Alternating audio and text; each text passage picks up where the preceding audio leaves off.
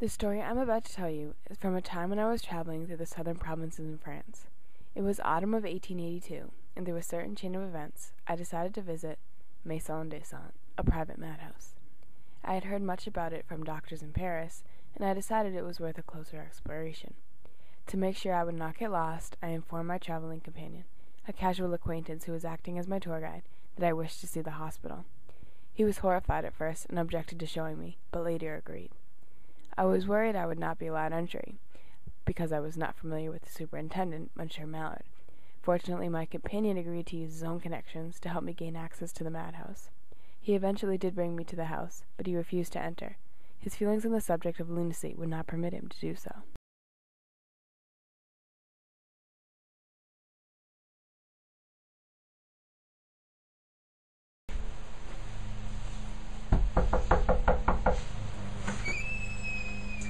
Will you allow this man to tour your hospital?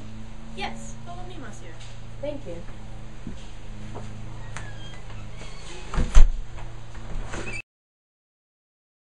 I had heard that Mallard managed his hospital quite different.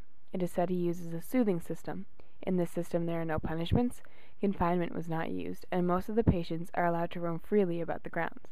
Keeping the system in mind, I was skeptic of what I should say in front of the young lady, for she might actually be insane.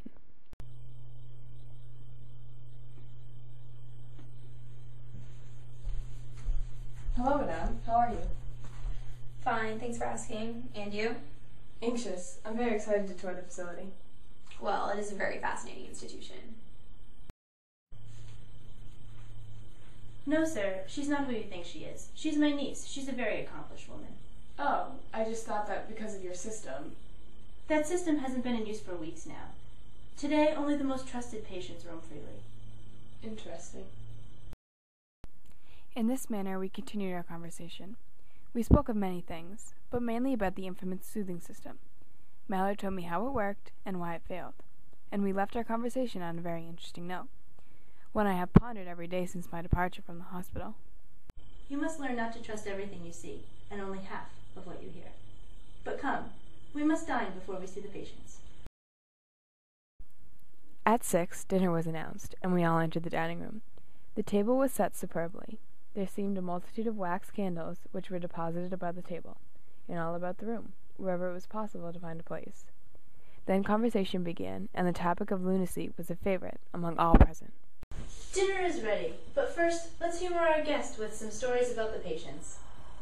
Yes, great idea. That's a good idea. I'll go first.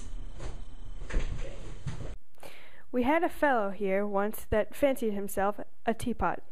And by the way, is it not uncommon? There is scarcely an insane asylum in France which cannot supply a human teapot.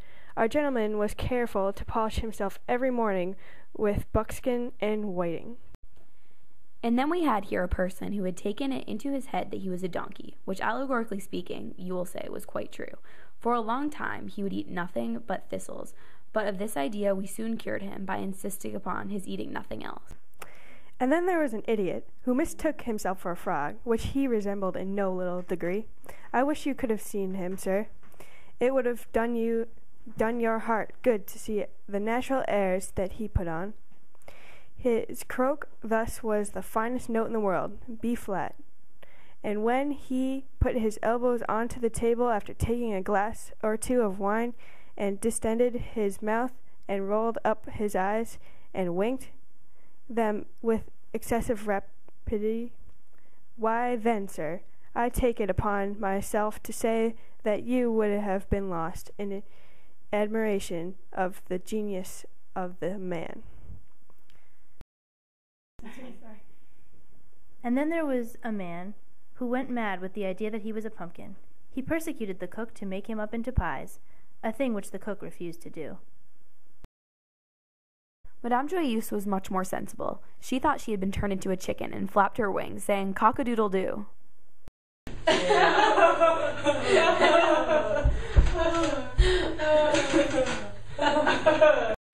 Before you had mentioned something about an incident. What was it? Sometimes there is danger, and the famous Dr. Tarr and Professor Fether agreed that lunatics may need to be soothed. Sometimes those who seem the most sane are actually the craziest. Do you believe that freedom can be hazardous? Yes. Not long ago, a lunatic believed he had a better system. He persuaded the other patients to overthrow the doctors and rule the hospital themselves. Did he succeed? Of course. The keepers were shut up in secret cells, while the patients ran free. Did visitors suspect the madness? No, because they allowed no visitors, except one stupid-looking fellow who suspected nothing. Then, suddenly, halfway through dinner, I heard screams, and chaos broke loose within the dining room. Instead of helping, Monsieur Mallet threw himself under the table, while one man flailed his body around the room. The frog-man croaked, the donkey-man brayed, and Madame Joyeuse cock-a-doodle-dooed like a chicken. Then the prisoners simultaneously broke in all the windows and leaped out. I jumped into the table to listen to what was happening around me. It became apparent that Monsieur Mallet had been giving me his own story. He was the superintendent of the hospital years back, but grew crazy and led a rebellion of patients against the staff. They overcame their keepers, tarred and feathered them, and locked them underground. But one of them managed to escape through the sewer and freed the rest. In the end, I found Monsieur Mallet's treatment was simple, neat, and gave no trouble at all. But I have yet to find any reference to the works of Dr. Tarr and Professor Fether.